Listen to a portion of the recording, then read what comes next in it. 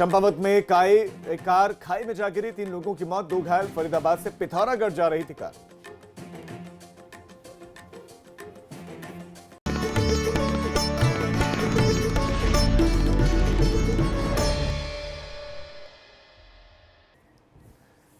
Uttarakhand prime की शुरुआत भी बड़ी खबर से हम करेंगे। सबसे पहले एक सड़क हादसे की खबर आपको देंगे। चंपावत में सड़क हादसा हुआ है और ये भीषण सड़क हादसा हुआ है।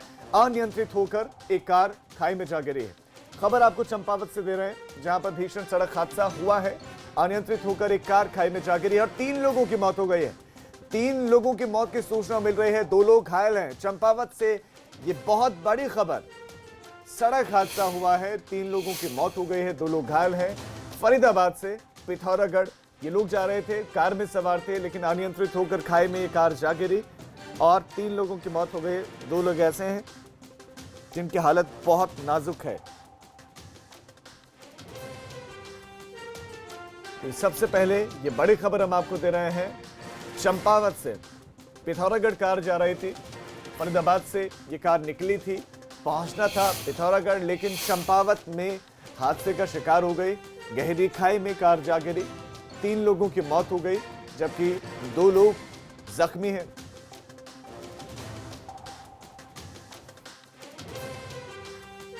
इनोवा कार जो कि दिल्ली से आ रही थी, उसमें 5 यात्री सवार थे। तो सुकीटांग के पास एक गहरी खाई करीबन 200 मीटर खाई में गिरी है। उसकी सूचना जैसे हमें प्राप्त हुई, पुलिस विद SDRF और डॉक्टर्स की और प्रशासन की टीम मौके पर रवाना हुई। इसमें 2 लोगों की तो मौके पर ही हमें मृत्यु हो चुकी थी। तो 3 लोग को हमारे द्वारा इवैक्यूएशन किया गया और यहाँ लेके आ गया। यहाँ पर आने के बाद एक की मृत्यु और हो चुकी है। तो अनियंत्रित होकर खाई में जा गिरी थी और जो घायल हैं उन्हें अस्पताल में भर्ती करवाया गया है। टनकपुर के अस्पताल में घायलों को भर्ती करवाया गया है। 3 लोगों की जिंदगी चली गई हैं, 3 लोगों की मौत हो गई है। फरीदाबाद से लोग पिथौरागढ़ जाने के लिए, अपने घर जाने के लिए निकले थे। चंपावत में हादसे का शिकार हो गए।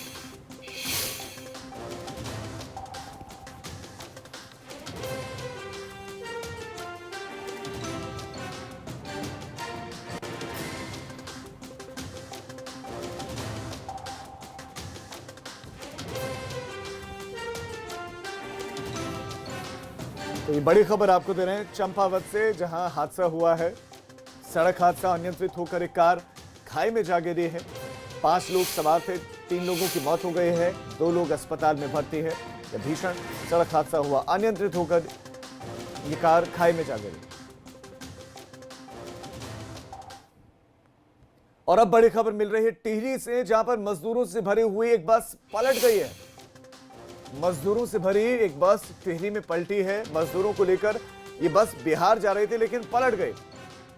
ये बस पलट गई। लॉकडाउन में फंसे हुए ये मजदूर घर जा रहे थे, लेकिन बस ही पलट गई टिहरी से। ये बहुत बड़ी खबर आपको दे रहे हैं। 3 मजदूर घायल हुए हैं और किसी की मौत की सूचना नहीं मिली, जनहानि नहीं हुई। नुकसान हुआ है जरूर, घायल हुए हैं, लेकिन जीवन का नुकसान नहीं हुआ है। बस पलट गई। ये वो बस है जो बिहार जा रही थी।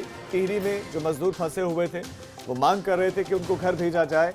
बस आई भी, बस में सवार भी हुए, लेकिन बस बिहार पहुंचते उससे पहले पलट गए और 3 मजदूर घायल हो गए हैं। अब उनको अस्पताल ले जाना पड़ा है।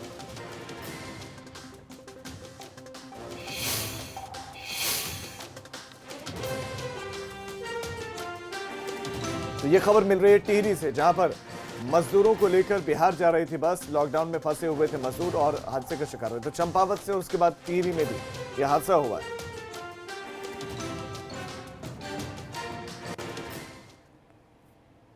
अब आपको हम देंगे कोरोना का अपडेट। उत्तराखंड में कोरोना के 4 नए केस सामने आए हैं। 4 और केस आ गए।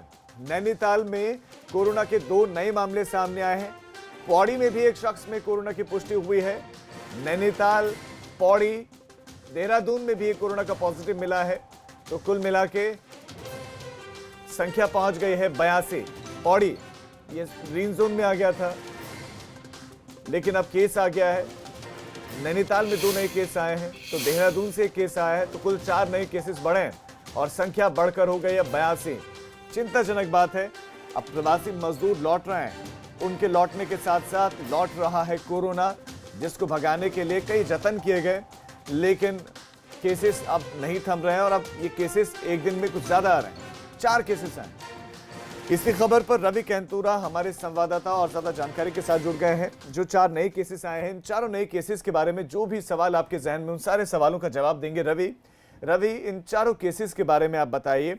और 4 केसेस आने के बाद क्या अब बदलाव किया जाएगा जोन में, ग्रीन, रेड, ऑरेंज, क्योंकि ये ग्रीन जोन में भी था पौड़ी, लेकिन अब केस आ गया है, तो क्या कलर बदलेगा?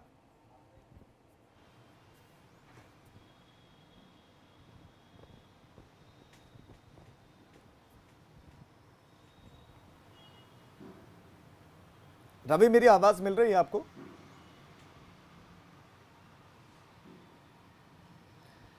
लगता है उन तक मेरी ऑडियो पहुंच नहीं रही है। दोबारा उनसे संपर्क हम करेंगे। 4 नए केसेस आए हैं।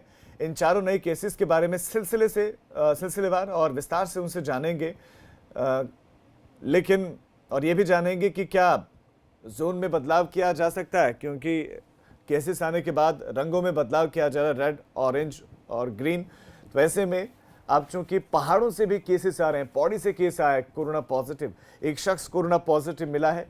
बहुत चिंताजनक बात है, क्योंकि पहाड़ों में कोरोना के केसेस नहीं थे, लेकिन अब प्रवासी मजदूरों के लौटने के साथ साथ, प्रवासी उत्तराखंडियों के लौटने के साथ साथ लौटने लगा है कोरोना के केसेस पहुंचने लगे हैं पहाड़ों तक भी, और पहाड़ों से ही विकट समस्या खड़ी हो सकती है और एक कोरोना पहाड़ भी बन सकता है। जिस तरह से जो रफ्तार इसने प्रदेश में पकड़ी है, 82 हो गया है मामला, ये आंकड़े 82 पहुंच गए हैं। तो रोजाना अब केसेस आ रहे हैं, जो सबसे ज्यादा चिंताजनक बात है। और उस पर समस्या और ये है ज्यादा कि टेस्टिंग उतने बड़े पैमाने पर, उतने बड़े लेवल पर, उतने बड़े स्तर पर नहीं हो रही। तो उत्तराखंड में एक बार फिर से कोरोना के मामलों ने तेजी पकड़ ली है, तेजी से बढ़ रहे हैं। दूसरे राज्यों से अपने घर लौटने वाले लोगों से ज्यादा सावधान रहने की जरूरत है, क्योंकि अब जो मामले कोरोना पॉजिटिव सामने आ रहे हैं, उनमें ज्यादातर वही लोग शामिल हैं जो दूसरे राज्यों से लौटे हैं। बीते 4 दिन के भीतर कोरोना के 11 मामले सामने आए हैं, जिससे स्वास्थ्य विभाग की चिंताएं बढ़ गई हैं। इसमें चूंकि ये सारे के सारे लोग बाहर से आए हैं और लॉकडाउन के पहले से ही वहाँ रह रहे थे, और उसके बाद यहाँ अभी पास वगैरह लेकर के आए हैं, तो उन किसी एरिया को ऐसे सील करने की आवश्यकता नहीं है, क्योंकि वहाँ पर इनकी मिक्सिंग नहीं हुई है, वहाँ पहले से रह नहीं रहे थे। लेकिन एक जो रैंडम सैम्पलिंग से ये फ़ायदा हमें ज़रूर मिल रहा है कि हम लोगों को जो है ऐसे लोगों को छांट पा रहे हैं। और जो ये रैंडम सैम्पलिंग हो रही है, इसके पीछे भी एक लॉजिक ये रखा गया है कि ऐसे लोग जो हॉस्पिटल से कोई इलाज करा के लौट रहे हैं, या उनकी एज 65 ईयर के ऊपर है, या उनको देख करके कोई डॉक्टर्स को ऐसी संदिग्धता उनके लक्षणों से प्रतीत हो रही है, तो ऐसे ही लोगों के हम उसमें सैंपल्स लेने का प्रयास कर रहे हैं। और उनकी पूरी की पूरी जो कॉन्टैक्ट हिस्ट्री है, वो सब भी हम लिख रहे हैं। तो सबकी कॉन्ट्रैक्ट हिस्ट्री लिखी जा रही है। बहरहाल रवि कैंतुरा हमारे संवाददाता एक बार फिर से हमारे साथ जुड़ गए। रवि, मेरा सवाल यही था कि जो 4 नए पॉजिटिव केसेस आए हैं, इनके बारे में आप बताएं, क्या ये सभी प्रवासी हैं या उत्तराखंड के लोगों तक अब जो प्रवासी लौट रहे हैं उनके जरिए कोरोना पहुंच रहा है? और दूसरा ये कि क्या रंगों में बदलाव हो सकता है आप, क्योंकि जो ग्रीन जोन थे वहां पर कोरोना के केसेस आ रहे हैं, तो इस पर क्या विचार कर रही है सरकार? जी देखिए राजीव, अभी तक जो भी केस आए हैं पिछले 5 दिनों में, वो सभी वो लोग हैं जो वापस उत्तराखंड लौटे हैं। ऐसा कोई भी व्यक्ति नहीं है जो उत्तराखंड में ही रह रहा हो और उस पर कोरोना की जो है पुष्टि हुई हो।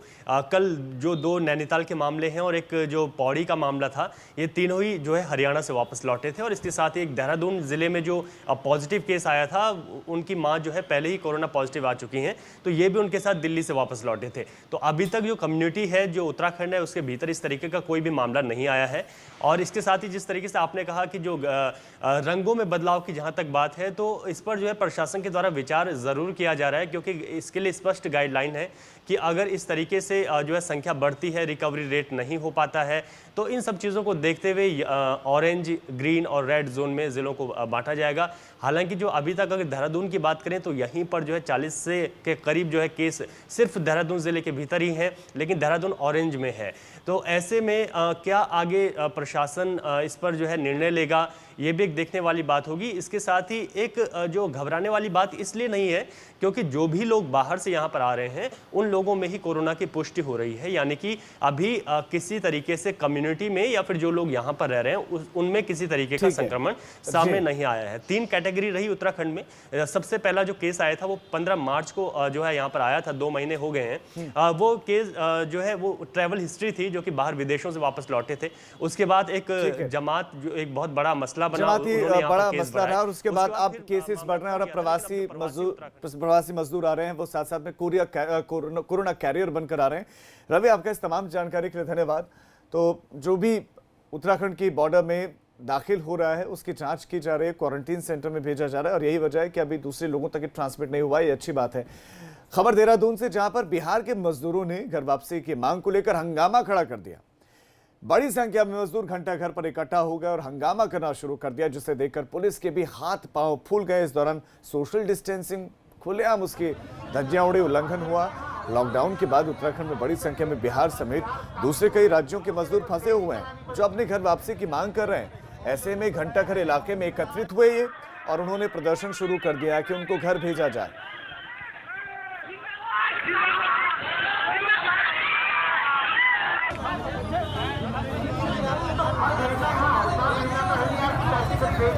बिहार काफी दूर है, उसके लिए ट्रेन ही चलानी पड़ेगी। तो अपने लिए विशेष ट्रेन चलवाने की मांग को लेकर इन मजदूरों ने जमकर हंगामा किया। मांग उनकी यही कि उनको उनके घर बिहार भेज दिया जाए। यहाँ बहुत परेशान हो रहे हैं। उत्तराखंड के प्रवासी लोगों को इन दिनों वापस उनके घर लाया जा रहा है, जिसके लिए सरकारी और निजी परिवहन कंपनी से जुड़े हुए चालक काम पर लगे हुए हैं। कोटद्वार में कुछ चालकों का आरोप है कि ना तो उन्हें खाना मिल रहा है, ना ही सैनिटाइजर और कोरोना से बचाव का दूसरा सामान कुछ नहीं मिल रहा है।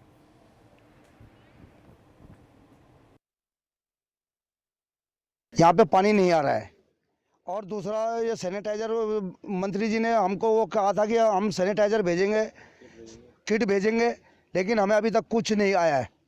परिवहन विभाग की तरफ से थोड़ा बहुत हमको वो मिल रहा है, सैनिटाइजर, मास्क और ग्लव्स मिल रहे हैं, बाकी हमें कोई वो नहीं कर रहा है यहाँ। तो जैसे जैसे रियायत की ओर आगे बढ़ते चले जा रहे हैं, उसी तरह जो लापरवाही है वो भी लगातार उजागर हो रही है।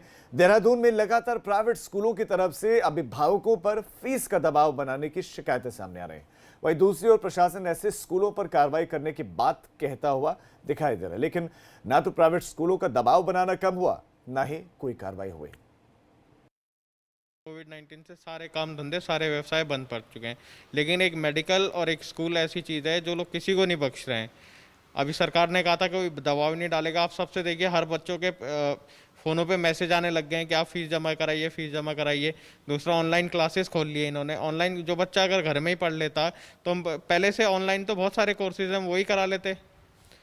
मतलब किसी कुछ भी करके फीस मिल जाए, इसलिए ये सब किया जा रहा है। और आप लोगों को ये बताना ज़रूरी है कि सिर्फ सरकार दबाव बना रही है, सरकार खुद इनके दबाव में है, वरना अभी तक किसी स्कूल के खिलाफ एक्शन क्यों नहीं लिया गया। उत्तराखंड सरकार ने प्राइवेट स्कूलों को सख्त हिदायत दी है कि किसी भी दशा में लॉकडाउन के दौरान वो अभिभावकों पर फीस का दबाव नहीं बनाएंगे।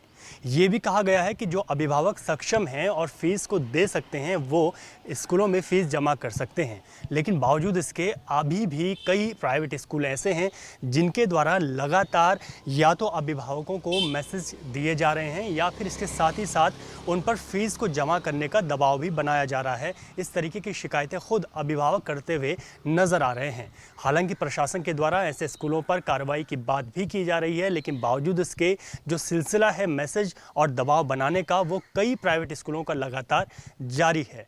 ऐसे में प्रशासन किस तरीके से इन स्कूलों पर एक्शन लेगा, ये एक बड़ी बात है, और क्या इन स्कूलों पर एक्शन हो भी पाएगा, ये भी देखने वाली बात होगी। अपने कैमरा पर्सन क्रिस्टोफर लॉरेंस के साथ मैं रवि कैंतुरा, एबीपी गंगा, देहरादून। उधर रुद्रप्रयाग में प्रवासी लोगों को लेकर पहुंच रहे ड्राइवर्स के सामने अब रहने और खाने की समस्या है। ड्राइवरों का कहना है कि अपनी जान जोखिम में डालकर दिन रात ड्यूटी कर रहे हैं, मगर उनकी तरफ ध्यान नहीं दिया जा रहा है। बना रहे, 1 महीना हो गया, खाना पीने हमें कुछ मिल नहीं रहा। यहाँ पर बिस्कुट लाते सवेरे, एक पानी की बोतल, बस उस हम कभी रात को 2 बजे घर पहुँच रहे हैं, और बाकी लगे हुए हम समझ लो 1 महीना होने वाला है यहाँ। तो जो लोग काम में लगे हुए उन्हें खाना नहीं मिल रहा है, तो ऐसे में जो फंसे हुए लोग हैं, क्या उनको उन तक खाना पहुंच रहा होगा, ये सवाल खड़े हो जाते हैं अपने आप। बड़कोट से अब आपको खबर देते हैं, जहां पर बड़कोट तहसील से 471 मजदूर रवाना हुए हैं। 471 मजदूर बड़कोट तहसील से रवाना, प्रशासन की तरफ से इन्हें पास मुहैया करवाए गए हैं। जम्मू कश्मीर, बिहार और यूपी के रहने वाले ये मजदूर हैं। तो जम्मू, बिहार और यूपी के रहने वाले मजदूरों को पास जारी किए गए हैं।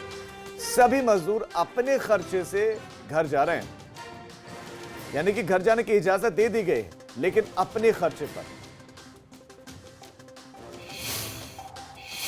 ये खबर हम आपको दे रहे हैं। बड़कोट तहसील से 471 मजदूर रवाना हो गए। मजदूरों के लिए राहत भरी बात यह है कि पास जारी कर दिया गया, लेकिन चुनौती यह है कि अपने खर्चे पर घर तक पहुंचना है, जो बड़ा मुश्किल है।